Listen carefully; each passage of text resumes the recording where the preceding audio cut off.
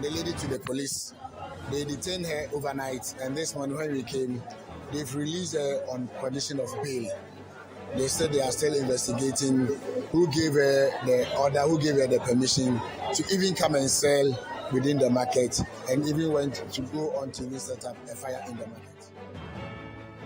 More manufacturing firms disconnected from the national grid as the Electricity Company of Ghana continues its nationwide exercise to retrieve debts owed them. Don't need to make the money today to pay us. They've already consumed the power, they have produced, they have exported, whatever it is that they use the energy for their business. They've already done that. Like I said, it's 6 months. And so you can't tell me that in the 6 months you did not budget for a raw material like energy. Pressure mounts on President Akufo-Addo to revoke the appointment of a TESCON patron as a member of the Electoral Commission. Somebody who has served as MPP TESCOM patron should not be seen anywhere around the Electoral Commission. And I don't see the fact that because he's an MPP person or may have supported MPP, he doesn't have capacity and therefore last. And later on CNR Extra, as Ghana joins the rest of the world in celebrating World Water Day, we will take you to some communities in the eastern region that depend solely on streams and other untreated sources of water. We are fetching water from a stream where from that stream at the same time cows, cattle, animals goes into that stream and then drink water from the same source of water where the community members fetch water. So it becomes a problem. This is where we discovered a disease called brucellosis.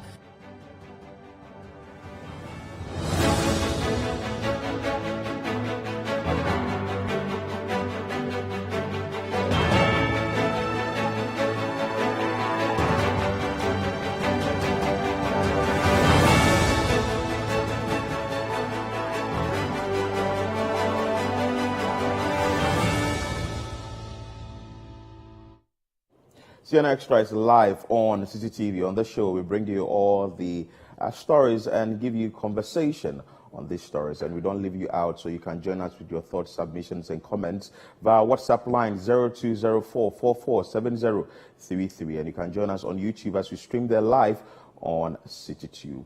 Hansen Ajimani, welcome to the show. Thank you, my brother. How is Thursday morning going? Well, we're hoping for the best. Ghana Black Stars later today. Yes, that game I'm looking at too.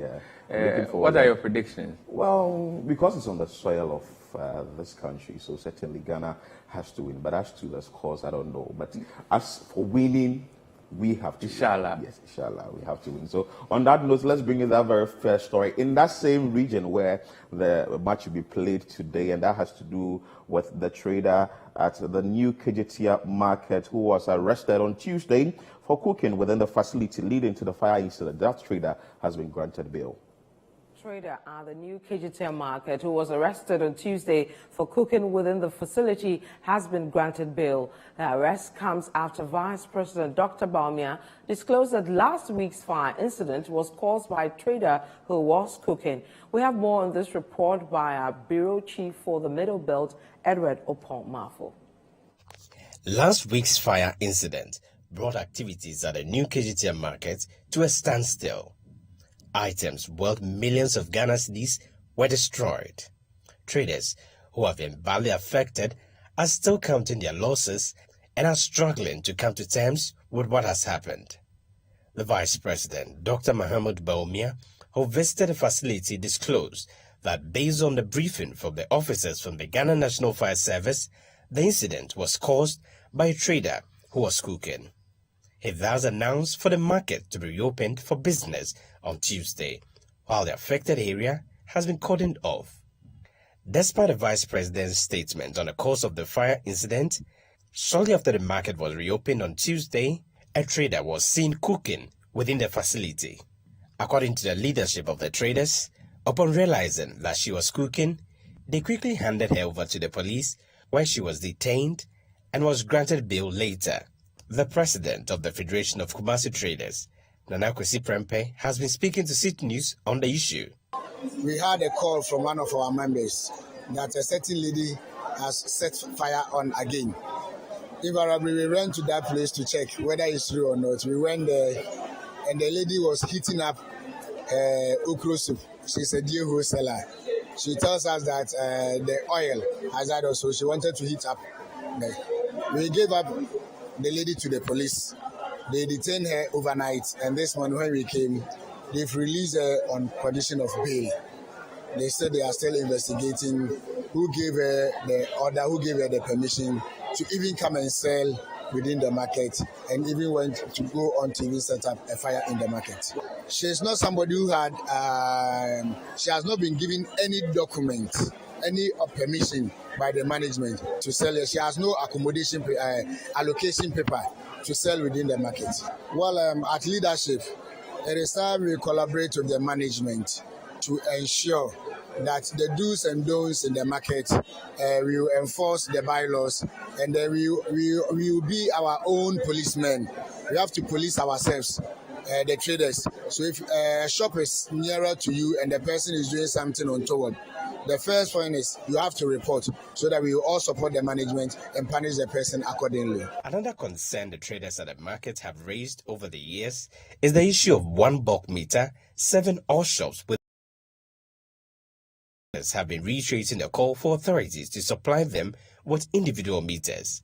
The traders have disclosed to City News that so far, 2,000 out of the 8,000 meters they requested for have been procured. Of the 8,000 meters that we had demanded, 2,000 are in their stock, but they expect us to do a pre-installation works, and that pre-installation works involve getting a meter board for each shop, and after the pre-installation work, Energy Commission have to come and certify that indeed the pre-installation work is standard. Then the Electricity Company of Ghana will come with their men to install the individual meters. So during that period, they tell us the pre-installation work and the fixing of the meters is going to take about 6 months in all to complete that project. Well, early this week on Monday, the technical men of Electricity Company of Ghana, the contractors of the project, and the technical men from the management, they held a meeting as to where they were to put. They had a meeting to discuss about the way forward, and where they were to place the changeover, either to place it within the market here or the new substation the Electricity Company of Ghana have opened near Konfanoche Hospital. So had it not been the fire outbreak, we think that by now they will have get a contractor of the pool of contractors ECG has given us to start the pre-installation work. So we hope that before the end of the year, probably each shop would have get his or her separate meter. For now, normal activities have resumed at the KGTM market. The epicenter of the fire incident and some adjoining shops have been cordoned off. Some traders whose shops were not directly affected by the fire are however worried that their shops have to be closed as authorities are citing security concerns. The traders here say they have a lot of concerns that they would like to raise, and as such, they want to appear before the committee that will be set up to look into the recent fire incident that happened here. For City News, I'm Edward Oponmouth, New KGTM Market, Kumasi. So at least a step has been made. The trader was found, she was arrested, she's been granted bail, so there is a way forward that fine. We know the individual that caused the incident at the new KGTM market. But the issue now is, should it end there? Now that she's been arrested, we've all been calling for sensitization, education, and also ensure that the Ghana National Fire Service and the management of the facility manage the place well and ensure that this incident doesn't happen again. Well, so just a matter of clarity here. So this trader, per report we got, she was arrested for cooking again after the incident. The particular trader who was caught when the incident happened, who is alleged to have cooked for the fire incident to have happened, that particular trader, for her, we've not seen her, but this person was cooked again after the incident happened, and it's interesting. And basically, usually that's how you get how human behavior is. You get people who are just recalcitrant and people who bent on doing things away from what is expected. Yes. And I think that is a good one, that she has been arrested, at least to send a signal that we are not going to condone such acts again. Activities that are not allowed within the premises of the market, which can put the market and people who ply their trade there or purchase things there in danger, will not be allowed. And this is what I talk about when I say that we need to look at it holistically and look at how our various safety mechanisms are working. So this woman was caught yesterday after the fire incident, and as a result, authorities were alerted. What happened to the previous one? Why didn't the traders in this market alert authorities when they saw other people cooking? The leader of the Traders Association was making of how they have to be their own police and make sure that their own bylaws are adhered to. At least we have some sense that we are learning from what we have some signs that we are learning from what happened previously, which led to this fire incident. And we can only build on some of these experiences. For me, what I always think is that someone's negligence in a way shouldn't affect someone's hard-earned investment or finances. For instance, the person have really pumped money into his or her business, and the little spark of fire can destroy the entire thing. I.e., that is what some of the traders are asking, that the management, some of them should be dismissed, and the board chair, for not managing the facility well. And that's why we should be each other's keeper, and that's why we shouldn't condone certain acts.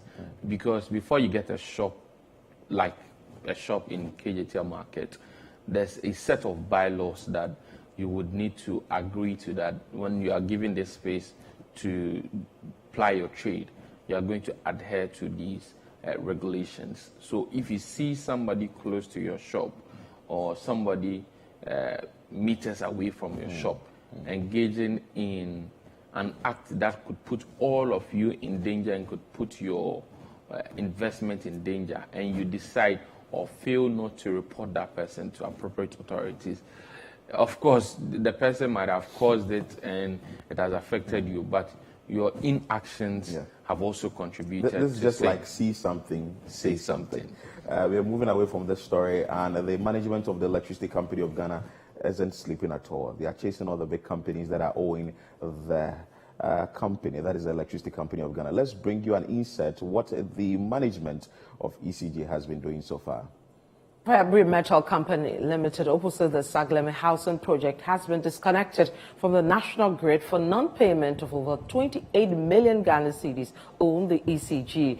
Now, still producing company B5 Plus Company Limited, Altema, however, saved its operations after managers of the facility coughed up 20 million cedis to settle part of its 48 million cedis debt over 4 months period. Now, this is on the back of the Electricity Company of Ghana's nationwide exercise to retrieve debts owed it.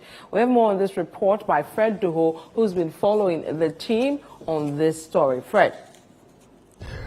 Fabry Metal Company Limited, a steel producing company here in Ghana, located opposite the Saglemi Affordable Housing Unit on the Aplawu stretch, is the first victim of Electricity Company of Ghana's disconnection exercise, an exercise aimed at recouping the amount of money they owe the Electricity Company of Ghana, 28 million Ghana cedis for that matter. After talks with management, they couldn't really agree or come to any meaningful consensus. Therefore, the task force proceeded to take them off the national grid, and they will now have to rely on an external power source to power their operations here in their premises. So in your short, is the task force coming from the premises of Fabry Metal Company Limited. After negotiations broke down, they have now agreed to take them off the national grid, and they've just done that, and they are returning from their premises.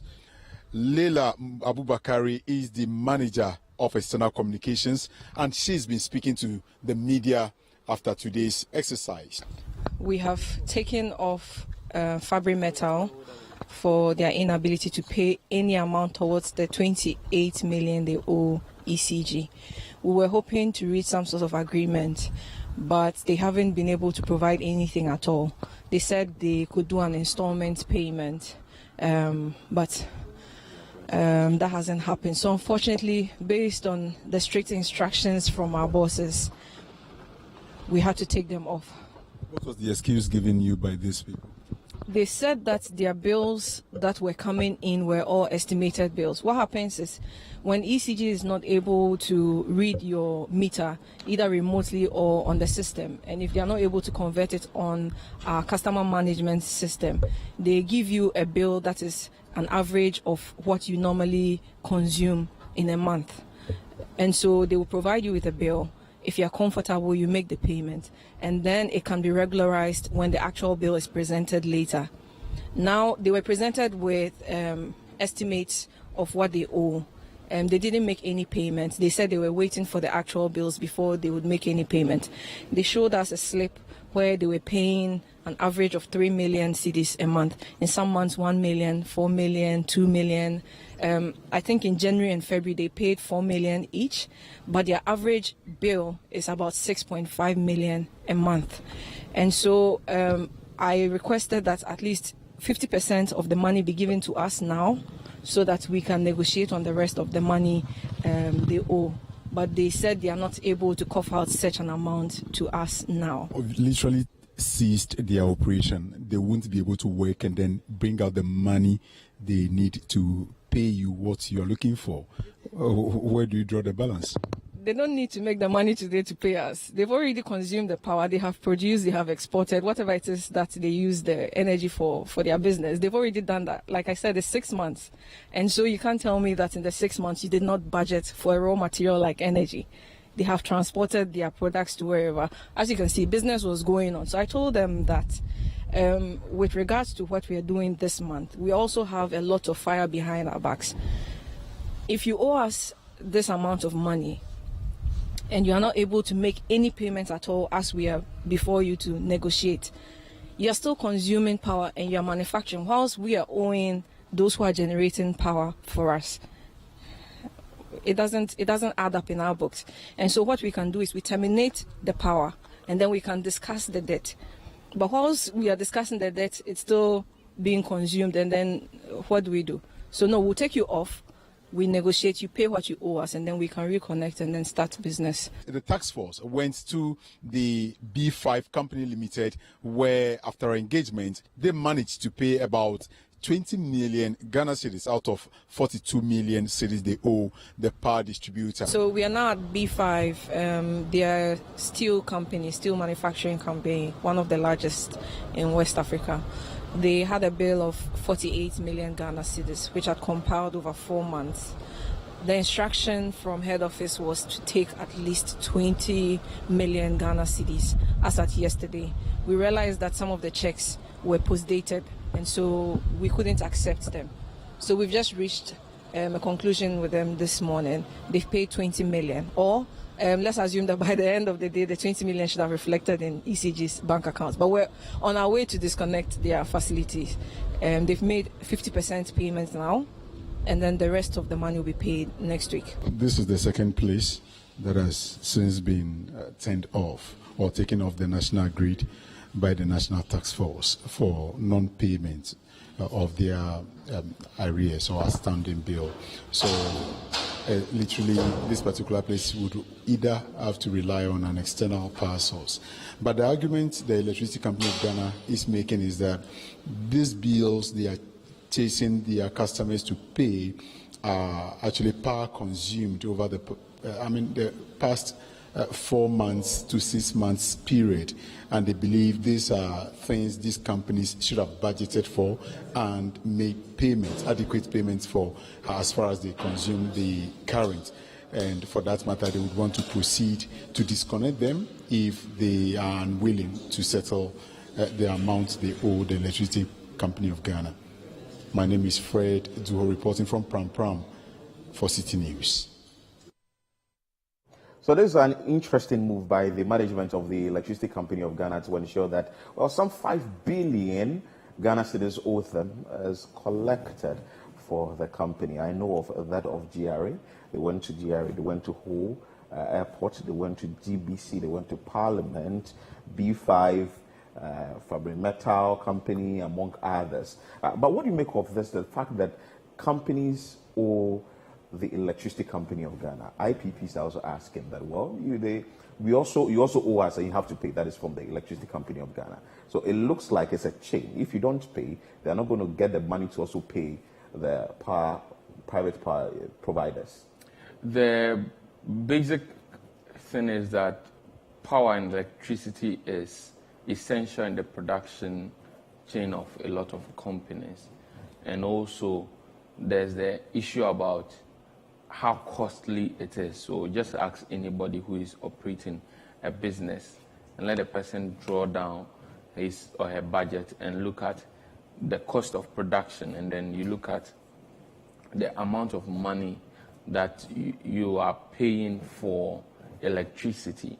You get to realize that electricity is really taking a toll on businesses. And mind you, just some few months ago, tariff was increased by the PURC. So there's that point of it that indeed electricity is one that is of a concern to businesses in Ghana.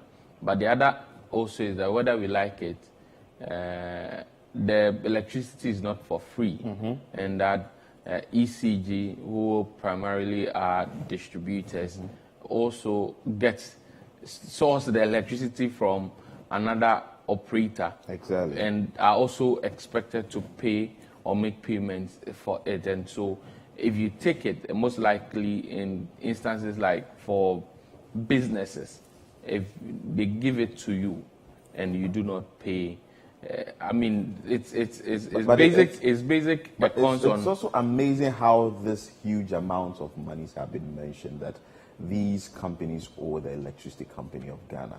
And it's something that doesn't look like they're supposed to be pressured before they would pay, because some of the amounts are huge amounts of money. Well, these are monies that ECG will have to try as much as possible to retrieve.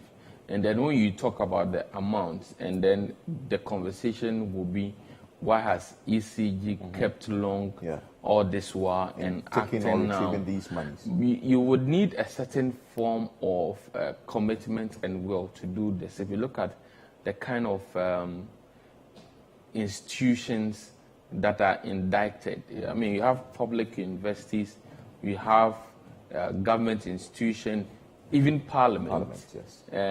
Some ministries. I read a story about broadcaster. Yeah, I read a story about Ministry of Energy. But well, ECG has come out to say that the Energy Ministry wasn't taking off the grid. They weren't, but as to whether they owed.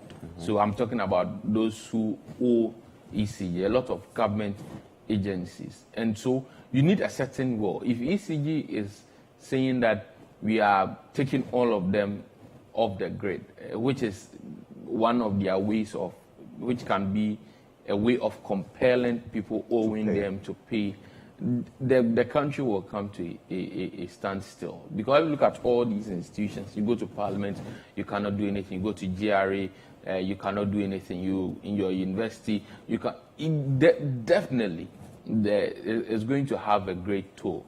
But that notwithstanding, ECG has to do what it's mandated to do. And for me, I think that is a good one, that they are targeting certain institutions that they believe can make some of these payments. Already, we are told that some of these institutions have made payments, and they go with a certain minimum amount that they expect you to pay. Make this amount of payment before you can be still kept on the grid. And the other conversation has been people who are bypassing the ECG system. So either they are not paying or getting the electricity illegally. The MD of ECG, he has raised a conversation about the punitive measure that is associated with people who engage in such activities.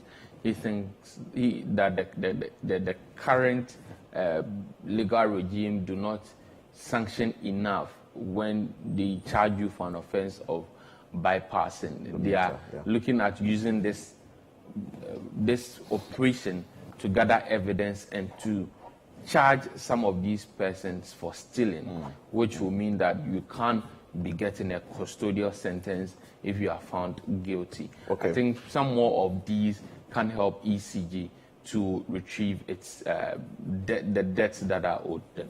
For postpaid meter users who haven't received bills for a very long time, the managing director of the Electricity Company of Ghana, Samuel Mahamadubik, is admonishing users of postpaid meters to visit their offices across the country to pay their debt without waiting on the company to issue debts or bills rather on power consumed. So the company is saying that even if you are not getting bills, you should ensure that you visit their offices and settle the debts you are owing the company. Away from that, and let's go to the office or the headquarters of the National Democratic Congress and DC, and that has to do with the filing of nomination forms. As you asked yesterday, the former mayor of Kumasi, Kojo Bonzo, filed his nomination forms. Former Kumasi Mayor Kojo Bonzo has filed his nomination at the headquarters of the National Democratic Congress, the NDC. Mr. Bonzo is seeking to lead the NDC as flag bearer for the party in the 2024 general elections. City News' Akosia Otre has more in the following report. Today, Wednesday, the former Kumasi Mayor is expected to arrive here at the NDC headquarters at Adabraka in Accra to file his nomination form, which is to give an indication that he is ready to contest the flag bearership race of the party come May 13. And so an entourage is here to support him.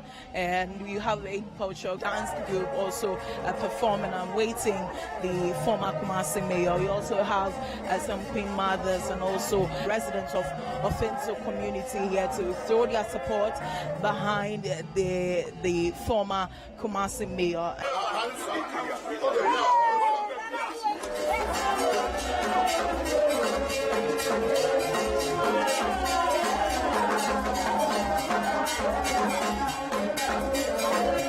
The campaign team for Kojo Bonzo proceeded to the elections committee to present their nomination form.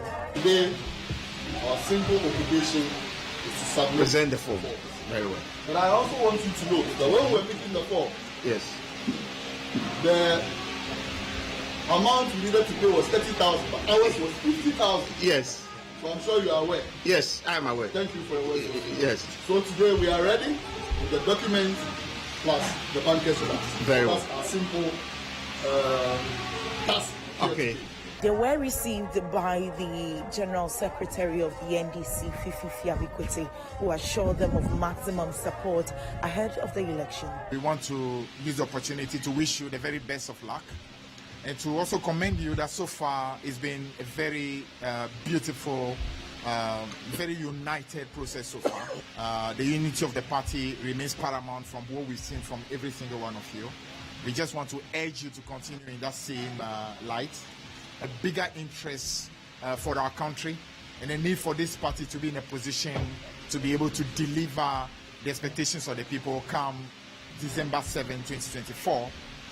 Whoever emerges to be our aspirant, you can be sure that the party will fully rally behind and give the full support that is needed. So he has just filed his nomination. We'll try and just get some exclusive with Kojo Bonzo. Well, I'm very confident. I know what I'm doing. You know what you're doing. Are you unfazed by the number of people who are throwing their weight behind former President John Mahama? It doesn't matter. That is competition. I mean, if you remember, 2016 we had everybody in this country at the stadium, but at the end of the day, we lost. It is how you be able to do your things and how you are organized. That is it. I don't really see you embark on any campaign. What really is your strategy? I've started my campaign for the past 2 years. And I don't have to let people know what I'm doing. I'm doing a stealth campaign, and it's on. Don't worry. So what are you bringing on board? Plenty. When you say plenty, what do you mean? It's a new presentation, a new style, a new position people. I am going from bottom up approach so that all the branches will be involved in all that we do. And this would attract a lot of people, and that is the new presentation. In 2018, you took a similar step to try your luck.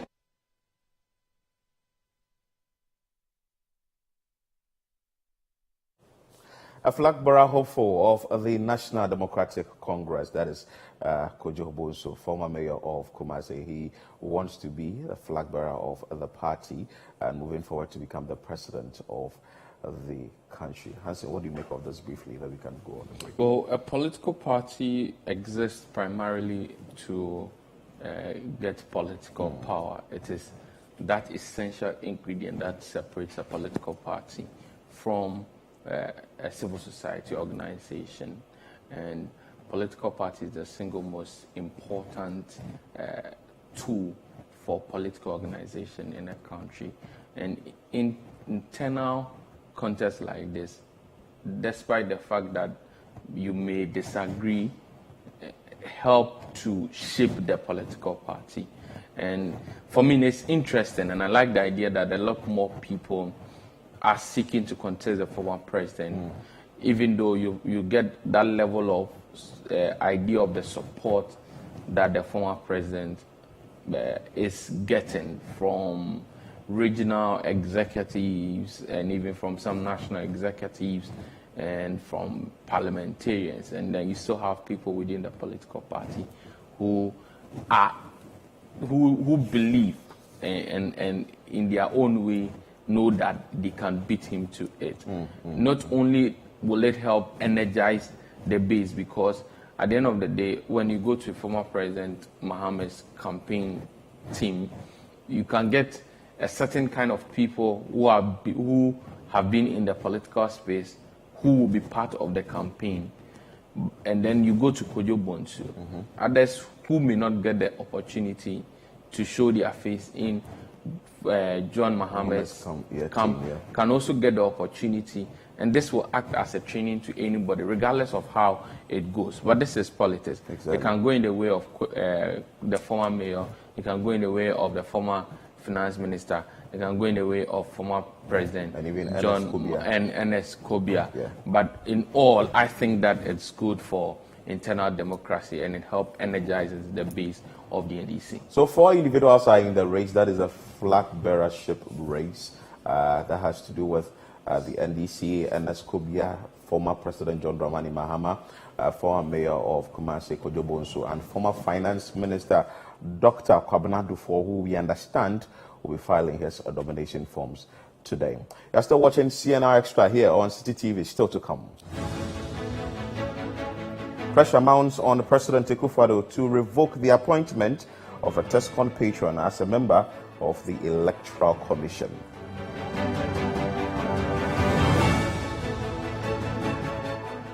Stay with us, we're back with more stories.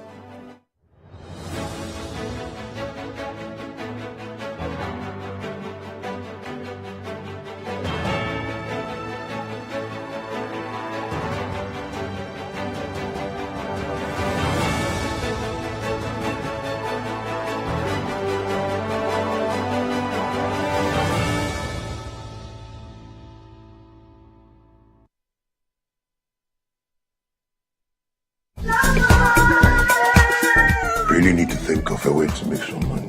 You could start a church. Yeah. Something.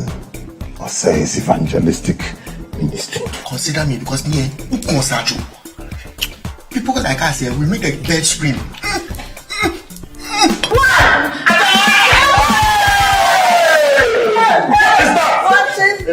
What is it? I'm traumatized. There are men and there are men. What song is that? Oh, gospel. Like all men are men. Jesus is the man. It's only 20 minutes past 10. Do you know what can happen in 20 minutes? A play can be prepared in 20 minutes. Children can be conceived in 20 minutes. Guys, I hear that. Thank you.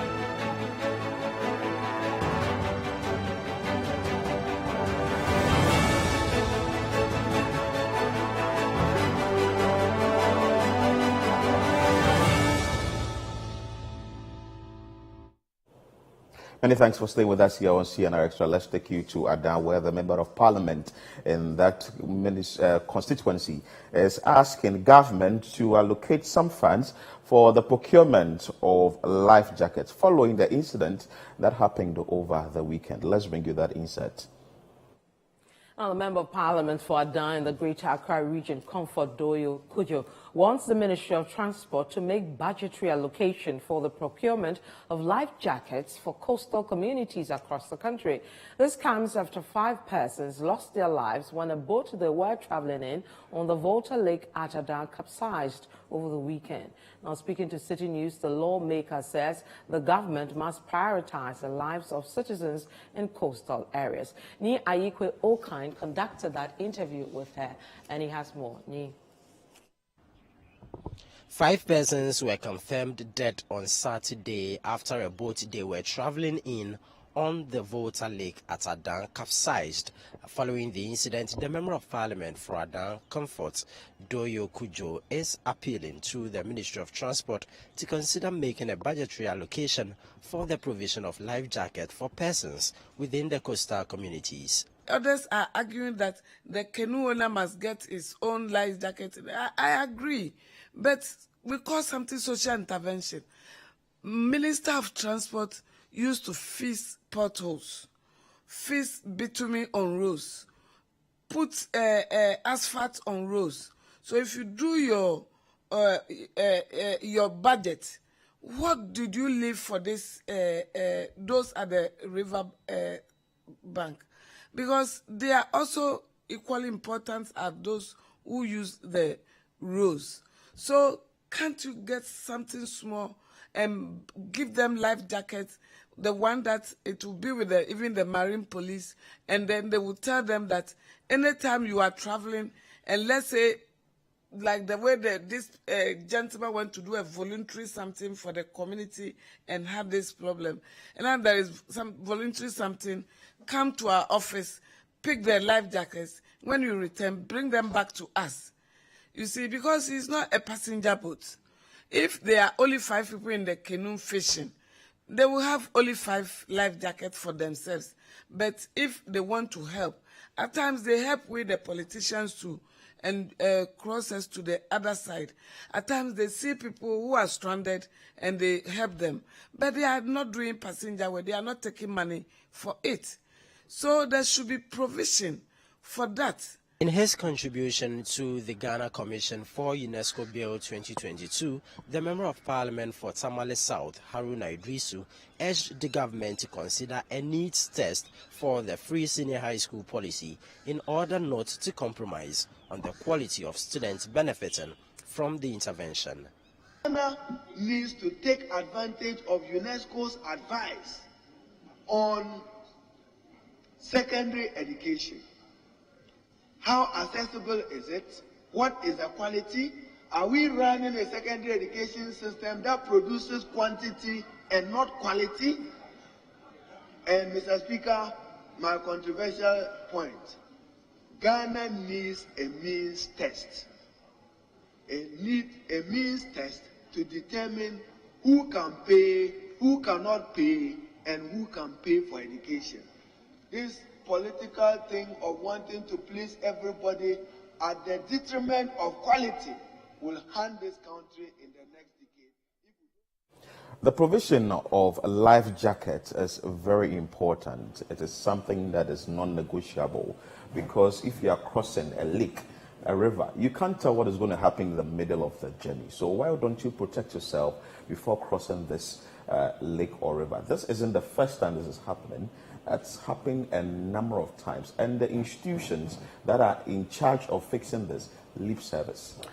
There's a lot that we need to do as a people when it comes to coordinated efforts relating to our transport. If you look at Ghana, road transport largely occupies, some studies have put it at 95% of the mode of transportation.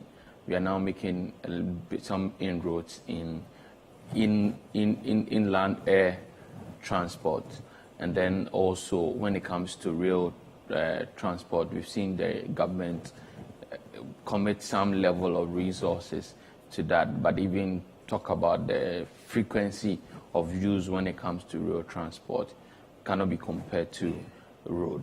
And then there's inland water transport, and which under normal circumstances should be developed, that can be an industry on its own with mechanized boats that are used to transport people who, by virtue of lack of options, are forced to use water as their mode of transportation.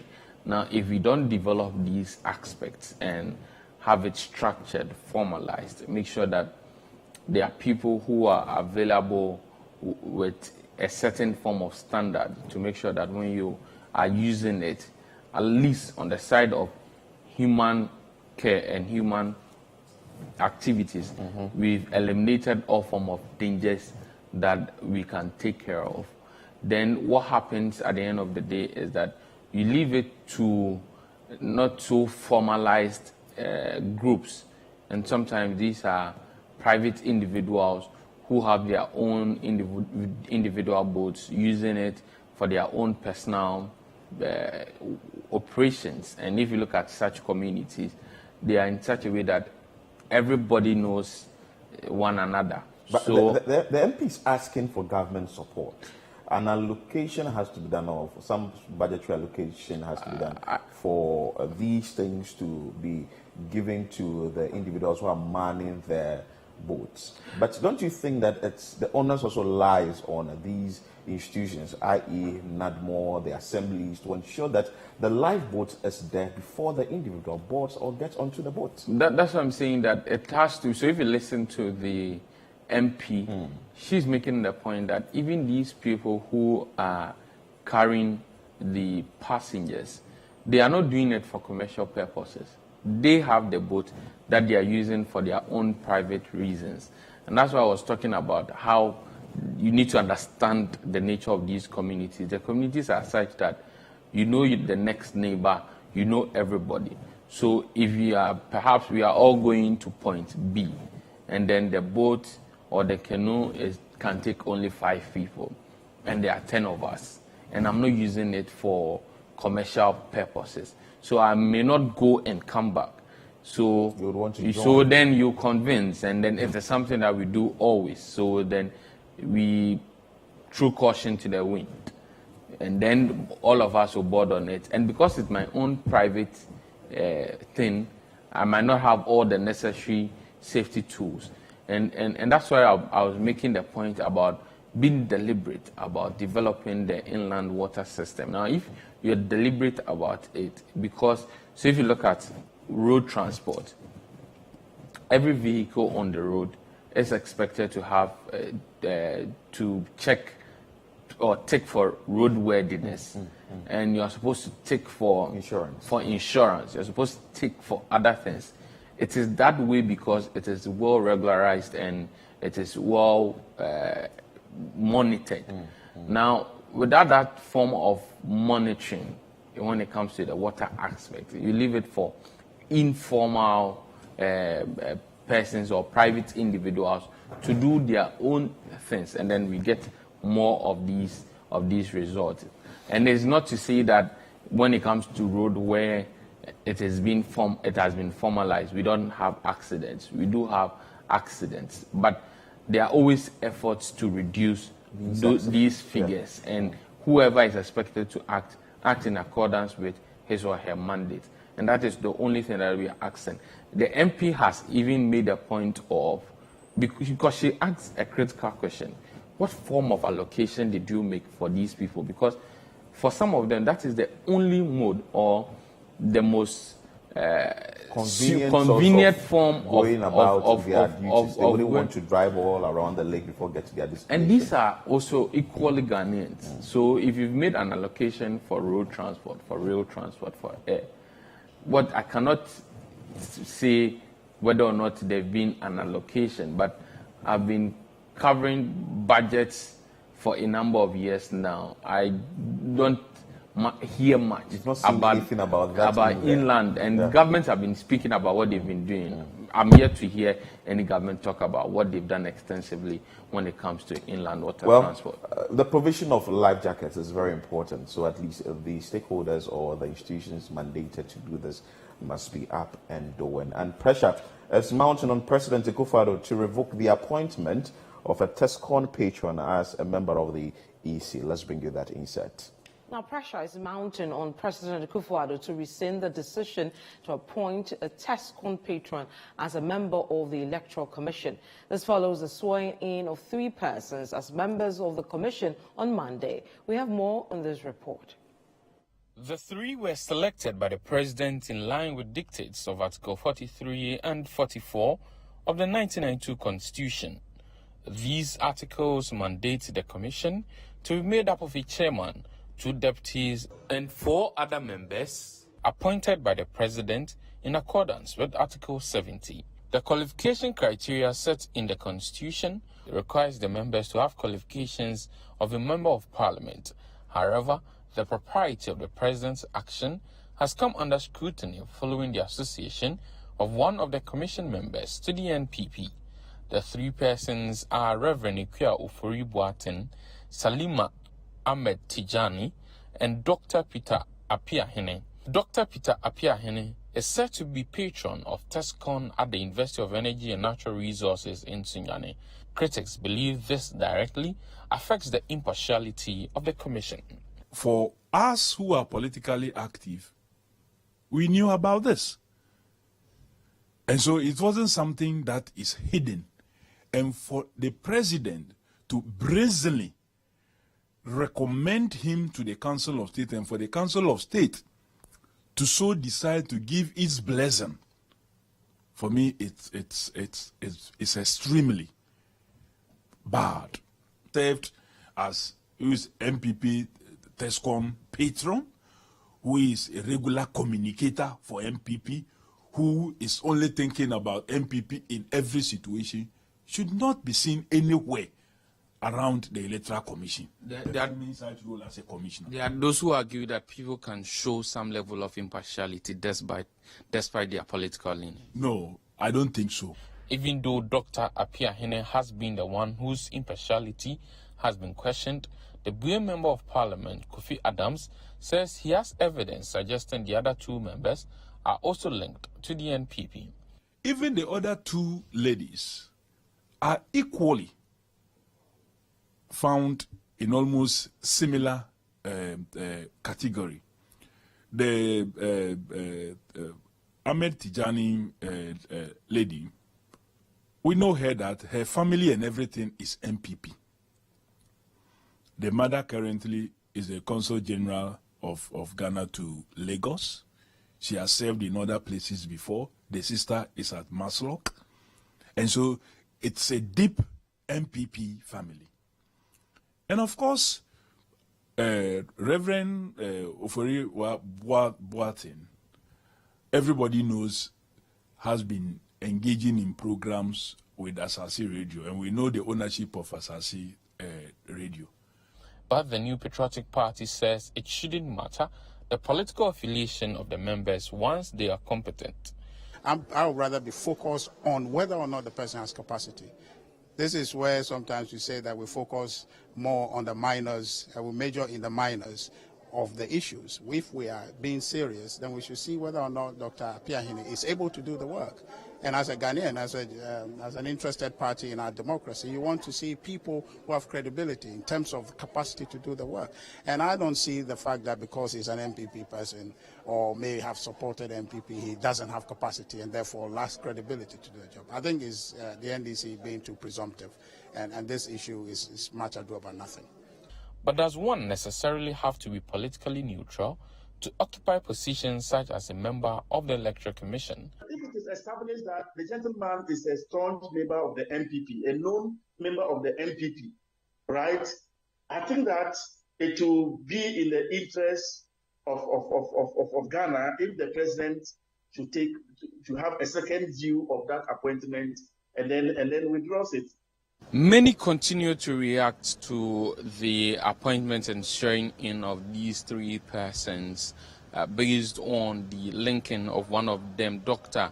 Apiahene to the NPP, but it is unclear yet whether or not government will respond to some of these concerns.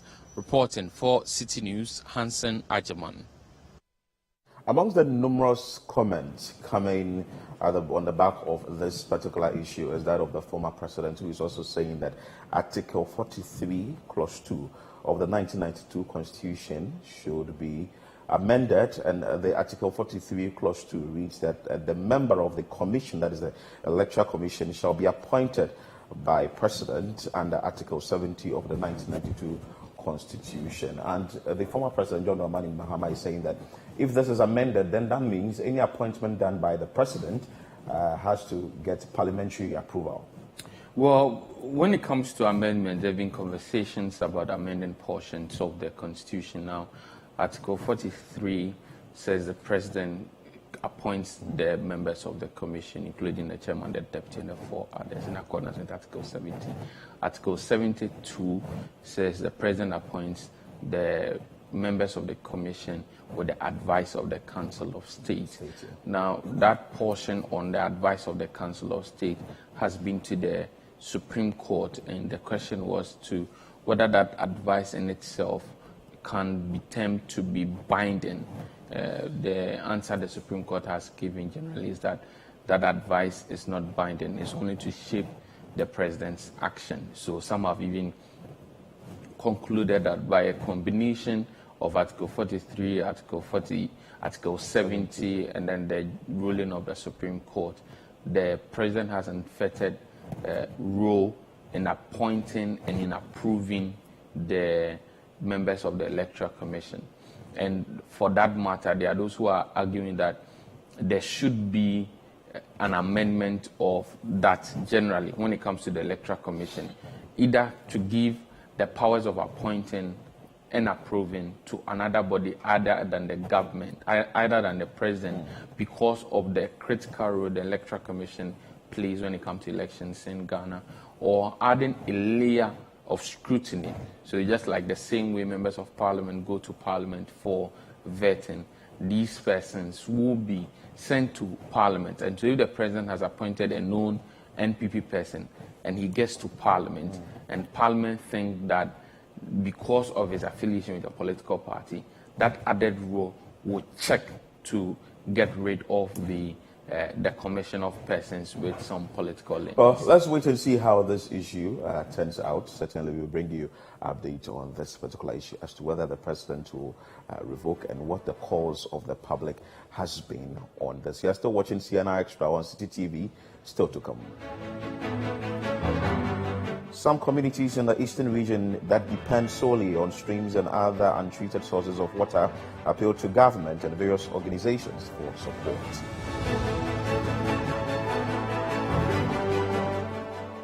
Stay with us, we'll be back with that story.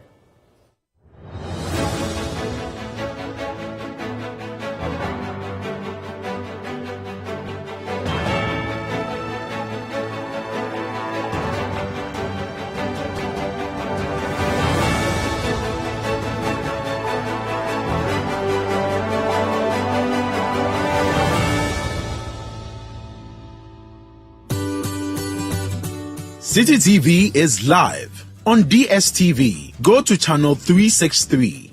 On GoTV, access City TV on channel 182. On a digital TV, please press the menu button on the remote control and run a new search on your TV. Take note that without an antenna, you cannot access City TV on your television. City TV can be accessed on a free-to-air digital box like the GoTV and StarTimes box. City TV, it's your world.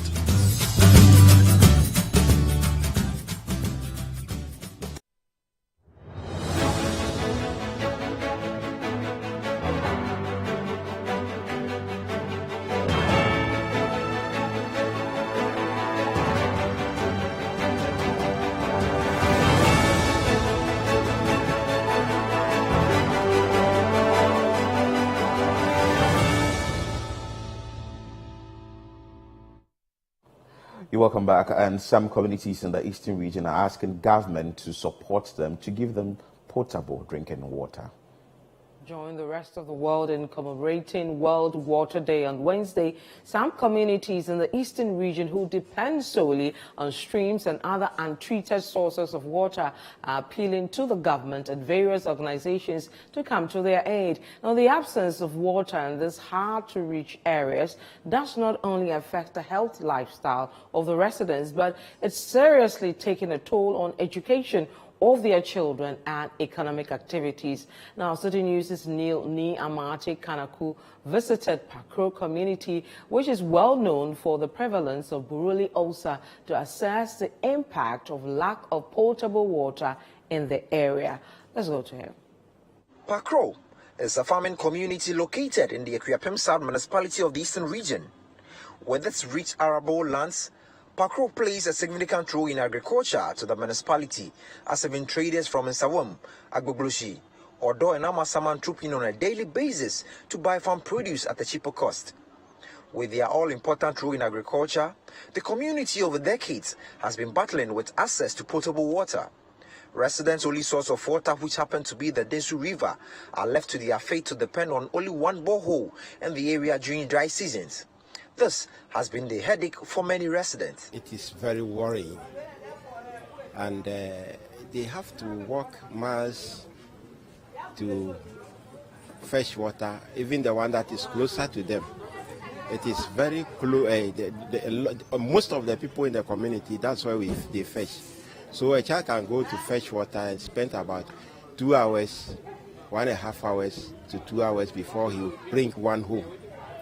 So it has been very worrying, and the streams around, whenever they go there to fetch water, at times when it is summertime like this time, the water will dry off. So the only borehole in the community, that's what they would be spent on.